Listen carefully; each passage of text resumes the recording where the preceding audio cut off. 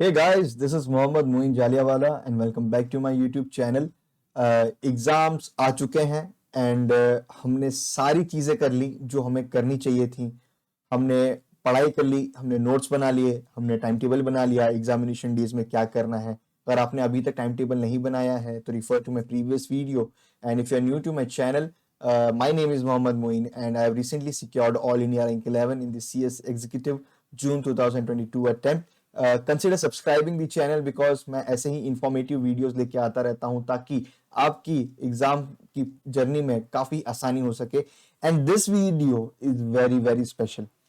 आपको हर किसी ने, हर यूट्यूब चैनल ने, हर फैकल्टी ने सब चीज बताई होगी कि एग्जामिनेशन तक क्या करना है, लेकिन टुडे मुझे ऐसा लगता है कि दी 3 आवर्स ऑफ द एग्जामिनेशन सबसे ज्यादा इंपॉर्टेंट है। हमने 6 मंथ्स की पढ़ाई, सारी मेहनत 6 to 8 मंथ्स की किस चीज के लिए की है? बस वो 3 आवर्स के लिए। वो 3 hours are the most important time for you right now. और उसको कैसे प्लान करना है, उसमें क्या स्ट्रेटेजी लगानी है, उसको किस तरीके से आपको अप्रोच करना है, that's the very very important thing. And I request you all to watch this video till the end ताकि कोई भी ऐसा पॉइंट मिस ना हो जो आपकी गलती का सबब बने। सो स्टार्टिंग विथ आपका सेंटर जहां पर भी हो, आप एग्जाम से एक दिन पहले, आपकी एग्जामिनेशन से एक दिन पहले जाके आइए, चेक करके आइए। एक बार आपको आइडिया लग जाएगा कि आपकी जो कॉलेज है या स्कूल है वो कहाँ पर है, एड्रेस वगैरह, तो आपका एक कंफर्ट लेवल आ जाएगा। तो नेक्स्ट डे जब एग्जामिनेशन होगी तब आप जाने के लिए आराम से जा सकेंगे। बहुत बेसिक चीज है, लेकिन एग्जामिनेशन सेंटर पे जैसे ही आप पहुंच जाएं 15 मिनट्स 20 मिनट्स अर्लियर, तब से आपकी जंग शुरू हो जाती है। उस मोमेंट पे आपको आपके आजू बाजू इतने सारे बच्चे दिखेंगे with they will be carrying notes, they will be carrying modules, they will be carrying summary notes and such other stuff. तो आपको उनको देख के, और वो इस तरीके से पढ़ रहे होंगे जैसे उनका ही रैंक आना है। तो मैं अपने पर्सनल एक्सपीरियंस से बता रहा हूँ कि जैसे मैं ही जाता था 15 to 20 minutes earlier to my examination time, तो मैं जाके सिर्फ मुझे जो समरी नोट्स जो लास्ट में मुझे लगता था कि मुझे रिवाइज करना चाहिए, चाहिए वो फिर हो गए लिमिट्स हो गए किसी टॉपिक्स के, या कोई डेट्स हो गए इंपॉर्टेंट, या इंपॉर्टेंट सेक्शंस हो गए, या कोई इंपॉर्टेंट कीवर्ड्स हो गए, तो मैं उसी का एक पेपर लीफलेट बना के जाता था और एग्जामिनेशन के 15 मिनट्स पहले बस उसी को एक बार देख लेता था, जस्ट फॉर माई सेटिस्फिकेशन। बाकी सब इतना पढ़ते थे 15 मिनट्स पहले, इवन टीचर्स अनाउंस करते कि भाई क्लास के अंदर जाओ जाओ, फिर भी वो छोड़ते नहीं थे। तो I request you all to please उनको देखकर अपना कॉन्फिडेंस डाउन ना करें। पहली बात, आप अपने हिसाब से पढ़ें, आपने जो प्लान किया है पढ़ने का वो पढ़ें। एग्जामिनेशन के अंदर बहुत ज्यादा जरूरी है आपका एडमिट कार्ड। एडमिट कार्ड पे अगर आपका फोटो और सिग्नेचर नहीं है तो प्लीज गेट इट अटेस्टेड। अगर है तो आपको अटेस्ट करवाने की जरूरत नहीं है। आईडी कार्ड ऑफ इंस्टीट्यूट, एक आपका आधार कार्ड या ऐसा कोई भी ID proof, government ID proof भी लेके जाइए ताकि आपको कोई प्रॉब्लम ना आए। जनरली कोई मांगता नहीं है, but in case if needed. Then black pens लेके जाइए, बॉल बॉल पेन्स, ये सब स्टेशनरी आपकी पूरी रखिए, scale, pencil to underline the keywords. तो इस तरीके से आपको पूरी स्टेशनरी, ये सब बहुत बेसिक पॉइंट्स हैं, लेकिन कुछ कुछ बच्चे गलतियां कर देते हैं। I was ask for a black pen during the examination. सोचिए अगर आपके पास 3-4 एक्स्ट्रा ब्लैक पेन्स नहीं है तो फिर क्या मतलब एग्जामिनेशन देके?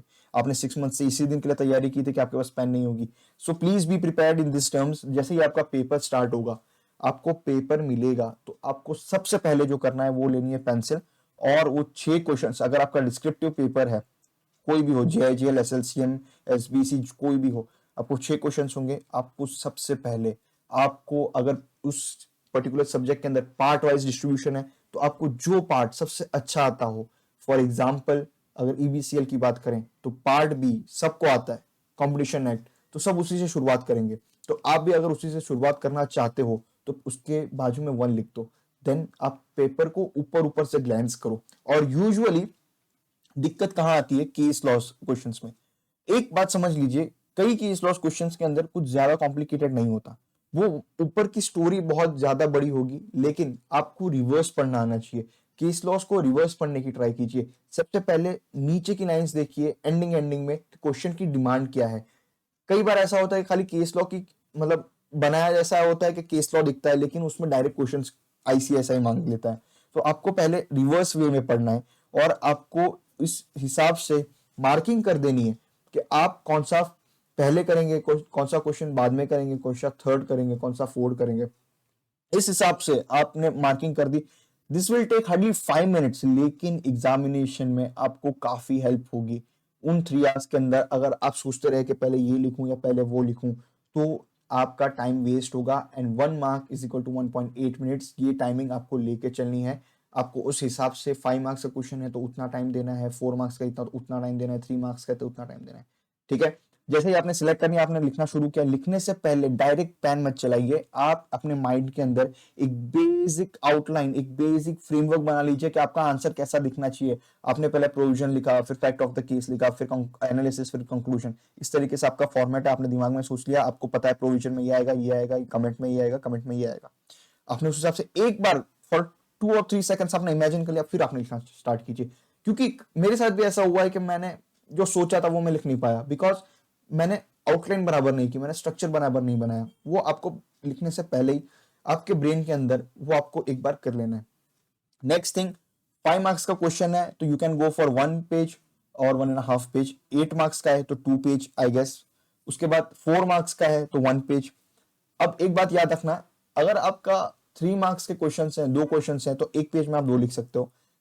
जैसे ही 4 मार्क का क्वेश्चन आया या 5 मार्क का आया तो 1 पेज में एक ही आंसर लिखना। प्लीज कंटिन्यूएशन मत करना।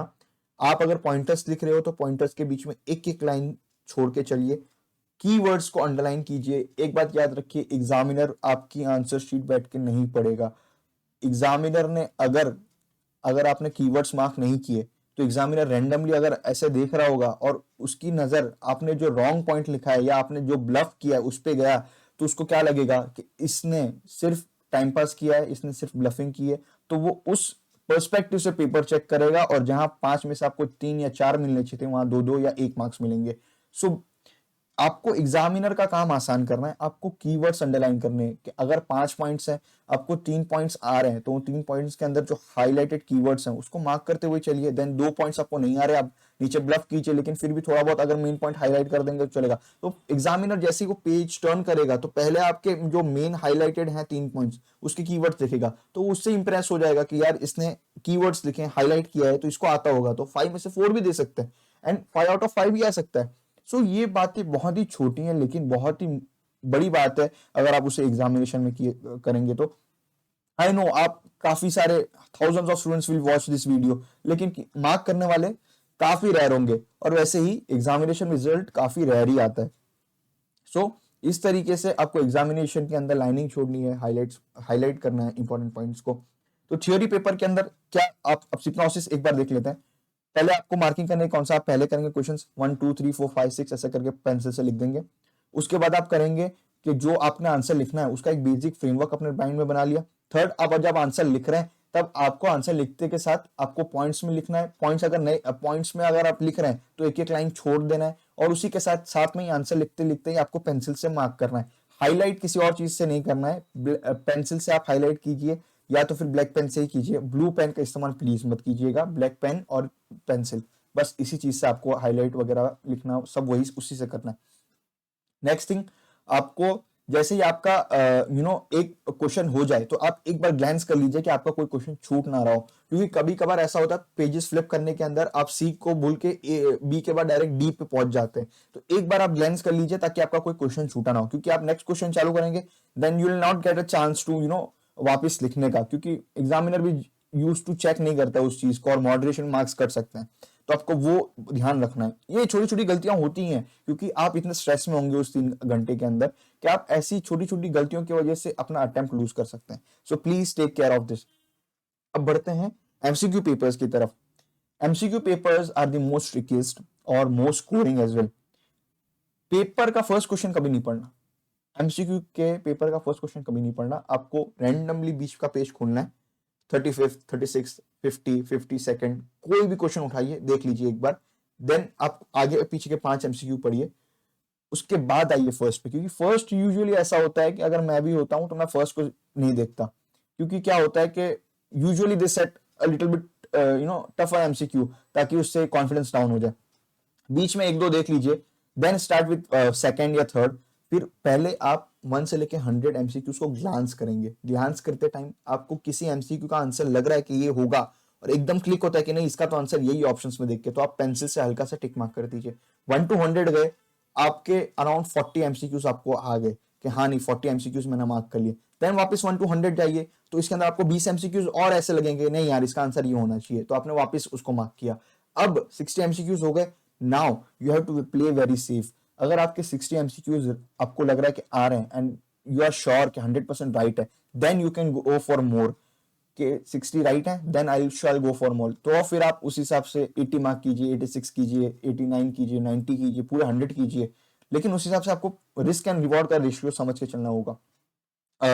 कुछ कुछ स्टूडेंट्स का टेक्स्ट थोड़ा बहुत कमजोर है, मेरा भी था, तो मैंने सिर्फ एग्जामिनेशन के अंदर 61 एमसीक्यूज मार्क किए थे, out of which I was sure कि 49 राइट है। एंड टू माय सरप्राइज मुझे एग्जामिनेशन के अंदर .48 मार्क्स मिले हैं। सो आपको ये बात ध्यान रखनी है कि आपका जो वीक पेपर है आपको उसके अंदर डिफेंडिंग वाइज स्ट्रेटेजी यूज करनी है, और वो काफी डिफेंडिंग स्ट्रेटेजी के साथ आपको खेलना है। और बाकी सीएमए हो गया, एफएमएसएम हो गया, क्वाइट स्कोरिंग है, तो आपको 60 तो आ ही रहे होंगे। उसके बाद आप जितना एक्स्ट्रा करेंगे उतना एक्स्ट्रा मार्क्स है, लेकिन आपको ध्यान रखना है कि कहीं गलत ना हो जाए। काफी एमसीक्यूज के अंदर ऑप्शंस कंफ्यूजिंग होंगे, लेकिन एक बात ऐसी है कि मुझे भी ऐसा लगता है कि आपको क्वेश्चन देख के सबसे पहला जो जहन के अंदर यानी आपके माइंड कॉन्शियस के अंदर लगता है कि नहीं यही राइट है, जो फर्स्ट इंप्रेशन होता है ना, जो फर्स्ट ऐसा लगता है कि यही राइट होगा, तो यूजुअली 90% ऑफ द केस के अंदर वही एमसीक्यू का ऑप्शन राइट होता है। सो आप ये स्ट्रेटेजी यूज कर सकते हैं। बाकी आप ये मत करिएगा कि क्वेश्चंस अगर एफएमएसएम है तो क्वेश्चंस के अंदर आपने ज्यादा टाइम ले लिया, आपके काफी क्वेश्चंस कैलसी पे ही सॉल्व हो जाएंगे, आपको माइनर से कैलकुलेशन करनी पड़ेगी, पेंसिल लेके आप कैलकुलेशन कीजिए। ज्यादा टाइम प्रैक्टिकल ये एमसीक्यूज में ना डालें। काफी बार ऐसा होता है कि हाँ आपने सारे एमसीक्यूज के क्वेश्चन पेपर के अंदर टिक कर लिए कि ये मुझे आंसर्स आते हैं, लेकिन आप दूसरे एमसीक्यूज को सॉल्व करने के अंदर इतना बिजी हो गए कि आपने वो अपनी एमसीक्यू शीट को भरा ही नहीं है। सबसे ज्यादा टाइम कंज्यूमिंग चीज जो मुझे लगती है वो है उसको सर्कल करना। उस सर्कल को डाकन करना is like a big thing. तो आपको उस हिसाब से आपका paper I think so 2 hours के अंदर एमसीक्यू का सॉल्व हो जाना चाहिए, ज्यादा से ज्यादा। देन आपको हाफ एन आवर 45 मिनट्स के अंदर आपको अपने ये जो एमसीक्यू आंसर शीट है उसके अंदर डाकन करने सर्कल्स। और एक बात याद रखिएगा प्लीज, यहाँ वहाँ आप स्केल के साथ नंबर वाइज, जैसे 13th नंबर है तो 13 नंबर के वहां स्केल रखिए और उसी के लाइन वाले जो जो सर्कल्स दिए हुए हैं उसी को डाकन कीजिए। कई बार गलती ऐसी होती है कि मेरे साथ भी हुआ था कि मुझे 10th एमसीक्यू का सर्कल डाकन करना था और मैंने 11th का कर दिया था। तो इस तरीके से आपको ये छोटी छोटी मिस्टेक्स नहीं करनी, आपका एक एक मार्क्स बहुत ही ज्यादा कीमती है, और इसी तरीके से आपको वेल प्रॉपर मैनर में उसको मार्क करना है, और स्मजेस ना हो आपका, आपके इंक यहाँ वहां ना लगे, आपको काफी ध्यान देना है। And that's it I guess. आपको डिस्क्रिप्टिव पेपर का मैंने बता दिया, मैंने एमसीक्यू पेपर का बता दिया, और आप अपने सारे स्टेशनरी कैरी करें, एडमिट कार्ड, आपके नोट्स वगैरह सब कैरी करें, एक पानी की बोतल लेके जाएं, या तो फिर सबसे बेस्ट रहेगा कि आप ग्लूकॉन डी जो है वो लेके जाएं, या तो फिर कॉफी थोड़ी बहुत पानी में डाइल्यूट करके लेके जाएं ताकि आपको एनर्जी मिलती रहे। एंड आप अपने ही पेपर पे ध्यान दीजिए, और जब भी आपकी अटेंडेंस शीट आए आप अपना रोल नंबर बराबर मार्क कीजिए, आपकी आंसर शीट नंबर बराबर मार्क कीजिए, आपके और कोई भी पेपर्स प्लीज याद रखिएगा। मेरी एक फ्रेंड थी, उसने रिलीजियस कुछ पेपर के स्टार्टिंग में लिख दिया था, कोई भी ऐसा साइन या फिर कोई ऐसा नंबर या कोई ऐसी ड्राइंग या ऐसा कुछ भी नहीं करना एग्जामिनेशन के अंदर। कोई भी पेपर पे, या स्टार्टिंग का पेज हो या एंड हो, आपको पेपर पे सिर्फ आंसर्स ही लिखने हैं। कोई भी तरह का रिलीजियस सिंबल, कोई भी तरह का anything for charm and luck आपको यूज नहीं करना है। आपको एकदम नीट एंड क्लीन पेपर रखना है, एकदम अच्छे से लिखना है, आपकी हैंडराइटिंग एकदम मॉडरेट हो, ज्यादा बड़ी भी ना हो, ज्यादा छोटी भी ना हो, लेजिबल हो, एग्जामिनर अच्छे से पढ़ सके, आपको उस चीज का ख्याल रखना है। आपको ये कोई भी नहीं बताने वाला कि 3 आवर्स के अंदर क्या करना है, लेकिन I have that experience and I know कि क्या क्या गलतियां हो सकती हैं, क्या क्या मैंने किया था, तो I try to share all of this with you. तो आप प्लीज इन बातों का ख्याल रखिएगा, and I wish you all the very best and best of luck. May God bless you all, और आपकी एग्जामिनेशंस एकदम सुपर डुपर तरीके से जाएं, and I am waiting for the results day कि आपके एग्जामिनेशंस अच्छे गए, एंड आपके मैसेजेस आए कि यार सच में यार कमाल कर दिया। So that's it from my side, thank you so much for watching, and consider subscribing. मैं जून 23 वाले स्टूडेंट्स के लिए भी कुछ कुछ वीडियोस लाता रहूंगा, एंड टिल देन सी या, टेक केयर, बाय बाय।